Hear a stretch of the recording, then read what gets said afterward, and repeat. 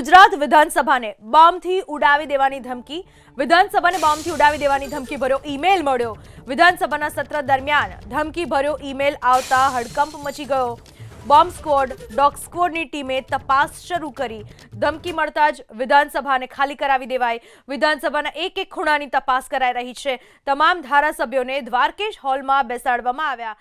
આખું વિધાનસભા પરિસર ખાલી કરી દેવામાં આવ્યું। હાલ વિધાનસભા ગૃહની કાર્યવાહી મુલતવી રખાઈ છે। આ વિશે વધુ માહિતી આપવા આપણી સાથે જોડાઈ ચૂક્યા છે મારા સંવાદદાતા હિરેન રાજુગુરુ। હિરેન, અગાઉ સ્કૂલ હોય, કોર્ટ, પોસ્ટ ઓફિસ બધી જ જગ્યાએ બોમ્બની ધમકી મળી અને હવે એમાંથી વિધાનસભા પણ બાકાત નથી। શું વધુ માહિતી? બિલકુલ પૂનમ, આપે કહ્યું એ પ્રમાણે ગુજરાતમાં અનેક સ્થળોને બોમ્બથી ઉડાવી દેવાની ધમકીઓ મળી ચૂકી છે। આજની વાત કરીએ તો આજે ગુજરાત વિધાનસભાને બોમ્બથી ઉડાવી દેવાની ધમકીનો મેલ મળ્યો છે, જેના કારણે અત્યારે વિધાનસભા ગૃહની કાર્યવાહી શરૂ થવી જોઈતી હતી, પરંતુ આ ધમકીભર્યા મેલના કારણે કાર્યવાહી મુલતવી રાખવામાં આવી છે। ધારાસભ્યો, મંત્રી આ તમામ સ્વર્ણિમ સંકુલ 2ની અંદર આવેલા દ્વારકેશ હોલની અંદર તમામને શિફ્ટ કરવામાં આવ્યા છે। વિધાનસભાનો જે સ્ટાફ છે એ સ્ટાફને પણ ત્યાંથી હટાવી દેવામાં આવ્યા છે અને અત્યારે તપાસ ચાલી રહી છે। મંત્રી સાથે વાત કરીએ, અર્જુનભાઈ મોઢવાડિયા। અર્જુનભાઈ, વારંવાર આ પ્રકારેની ધમકીભર્યા મેલ મળે છે, શું હેતુ હોઈ શકે અને આનું નિરાકરણ શું હોઈ શકે? અત્યારે તો પોલીસ એમનું કામ કરી રહી છે। શું હેતુ છે કે શું નથી એ પોલીસ જ કહી શકશે, પરંતુ આ એક ડરનો માહોલ ઊભો કરવાનું વારંવાર આ રીતે થ્રેટ આપીને કરતા હોય છે, પરંતુ સરકાર એને ગંભીરતાથી લે છે અને એટલા માટે આજે એનું સ્ક્રીનિંગ થઈ જશે, એ પછી ખબર પડશે અને પોલીસ તપાસમાં જે સત્ય હશે એ બહાર આવશે। ગૃહની આજની દિવસની કામગીરી મુલતવી રહી છે કે થોડા સમય માટે? હજી કશું ખબર નથી, કારણ કે સ્ક્રીનિંગ પૂરું થાય પછી કહી શકશે। ખૂબ ખૂબ આભાર। તો દ્રશ્યો પણ આપણે પૂનમ દર્શાવવાનો પ્રયાસ કરીશું। આ તમામ ધારાસભ્યો છે, મંત્રી છે, એ પણ અહીંયા દ્વારકેશ હોલ ખાતે પહોંચ્યા છે। કારણ એ છે કે વિધાનસભાને બોમ્બથી ઉડાવી દેવાનો જે ધમકીભર્યો મેલ મળ્યો છે એ ધમકીભર્યા મેલને લઈ અને વિધાનસભા ખાલી કરવામાં આવી છે। સાહેબ, પહેલાં તો આપને શુભકામનાઓ, આપ સ્વસ્થ થઈને અહીંયા પહોંચ્યા છો, પણ આજે બોમ્બની ધમકીભર્યો મેલ છે। વારંવાર ગુજરાતની સ્કૂલ હોય, કોલેજીસ હોય કે પછી પોસ્ટ ઓફિસ હોય, કોર્ટ હોય, આજે વિધાનસભાનો વારો આ ધમકી। દુનિયામાં માણસના માઇન્ડ બધાના હરખા નથી હોતા। અમુક માણસ એવા હોય અકોણા, મેસેજ કરીને મૂકી દઈએ અને સરકાર કામે લાગી જાય। મૂળ આ હેતુ આ એમાં કંઈ બીજું છે નહીં, સરકારનું કામ કરવું પડે, એનું કામ કર્યા કરે।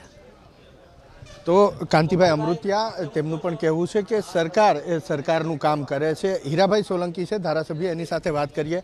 હીરાભાઈ, આ ધમકી હવે તો ધારાસભ્યો જ્યાં બેસે છે એ વિધાનસભા ગૃહને પણ મળી, અત્યાર સુધી સ્કૂલને મળતી હતી, કોર્ટને મળતી હતી।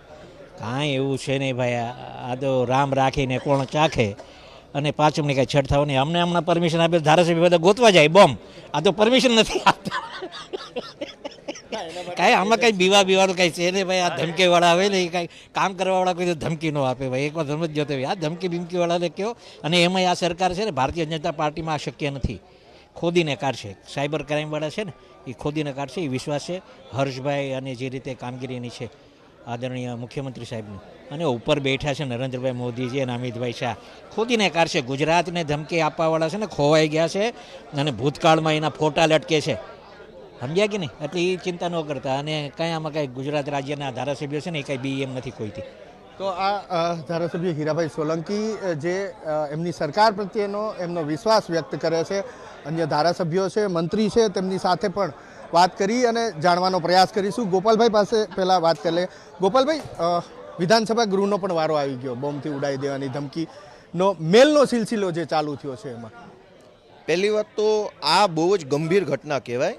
ગુજરાતની વિધાનસભા જેવી મહત્વપૂર્ણ બંધારણીય સંસ્થાને બોમ્બથી ઉડાવી દેવાની ધમકી પણ મારવી એ તો બહુ જ દુર્ભાગ્યપૂર્ણ છે। આ બાબતમાં અમારો સરકારને ખુલ્લો સ્પષ્ટ ટેકો છે।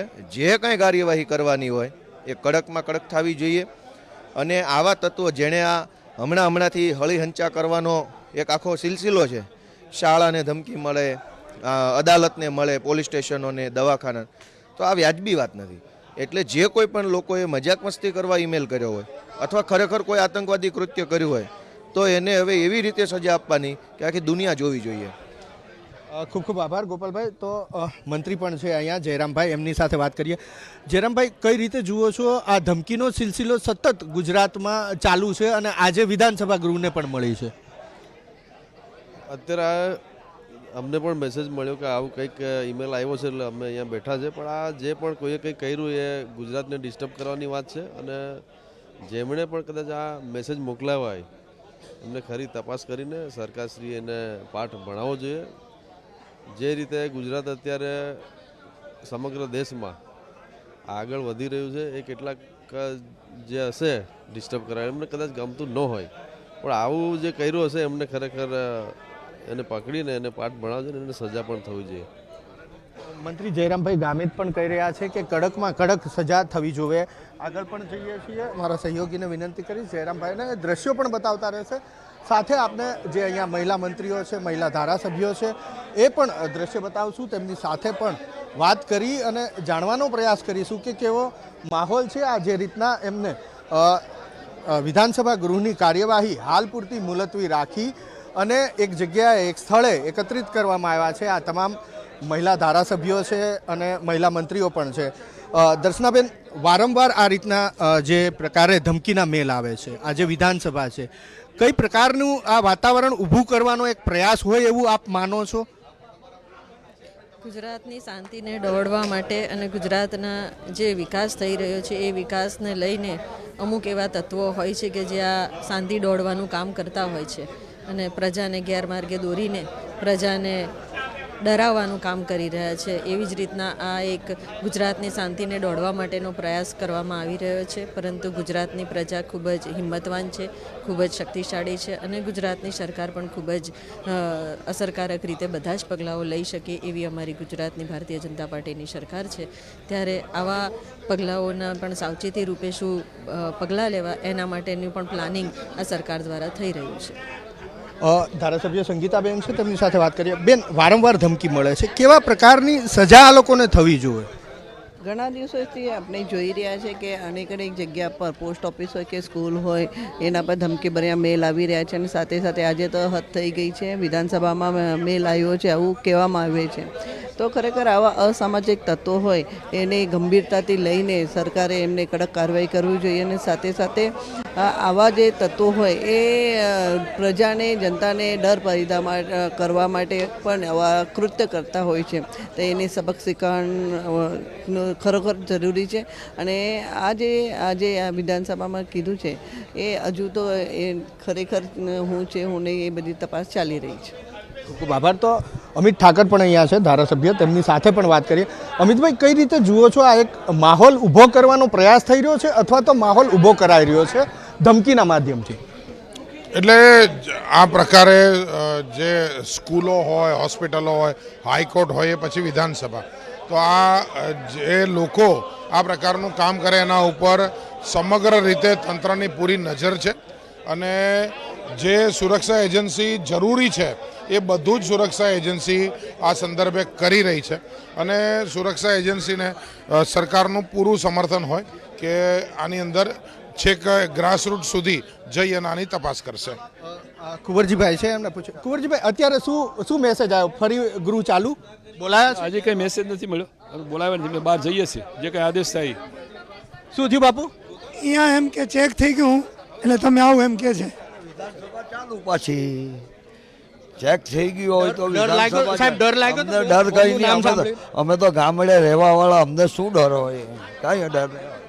તો અત્યારે આપ દ્રશ્યની અંદર જુઓ છો, તમામ ધારાસભ્યો, મંત્રી જે અત્યાર સુધી દ્વારકેશ હોલમાં બેઠા હતા એ ધીરે ધીરે હવે દ્વારકેશ હોલની બહાર જઈ રહ્યા છે. લાગી રહ્યું છે, ચોક્કસ પ્રકારની માહિતી નથી, પરંતુ જે આ દ્રશ્યો સામે આવ્યા છે એના ઉપરથી એક અંદાજ છે કે સુરક્ષા એજન્સીએ જે આ બોમ્બની ધમકી હતી એ ધમકીને લઈ અને તપાસ પૂર્ણ કરી છે અને જે રીતે ધારાસભ્ય મંત્રીઓ જઈ રહ્યા છે એ પ્રમાણે લાગી રહ્યું છે કે તપાસના અંતે કશું એવું વાંધાજનક અથવા તો નુકસાનકારક કશું મળ્યું નથી, જેના કારણે તમામ મંત્રી ધારાસભ્યોને બોલાવવામાં આવ્યા છે. ફરી ગૃહ તરફ જતા હોય એવું લાગે.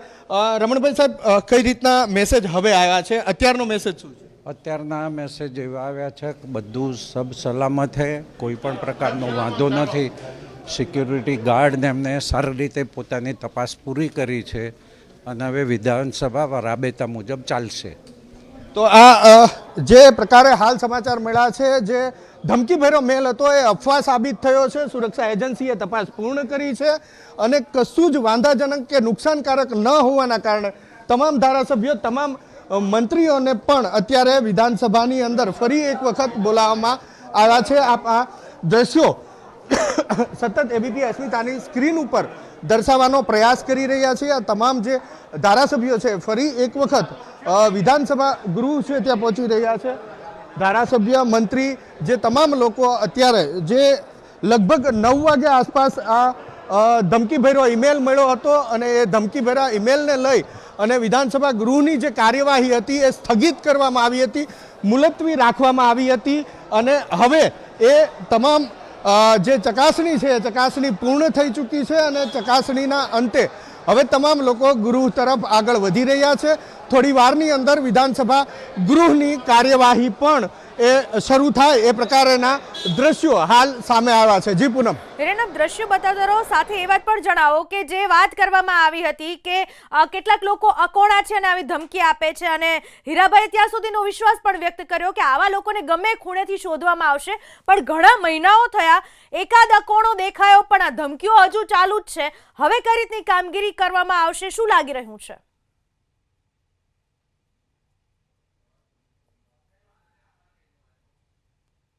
ધારાસભ્યો અત્યારે ફરી વિધાનસભાની અંદર જઈ રહ્યા છે, વિધાનસભા ગૃહની અંદર જઈ રહ્યા છે અને જે પ્રમાણે રમણભાઈ વોરાએ કહ્યું એ મુજબ એમને મેસેજ મળ્યો છે કે કશું જ વાંધાજનક, નુકસાનકારક મળ્યું નથી. એના કારણે ગૃહની કાર્યવાહી થોડા જ સમયમાં ફરી એક વખત શરૂ થશે એ પ્રકારેના મેસેજ એમને મળ્યા છે અને એ મેસેજ મળતા જ તમામ મંત્રી, તમામ ધારાસભ્યો એ વિધાનસભાની અંદર જવા માટે અત્યારે જઈ રહ્યા છે. તો આ એ દ્રશ્યો છે. આપે કહ્યું એ પ્રમાણે અનેક ધારાસભ્યોએ એ પ્રતિક્રિયા આપી, કડક કાર્યવાહી થવી જોવે એ પ્રતિક્રિયા પણ આપવામાં આવી છે.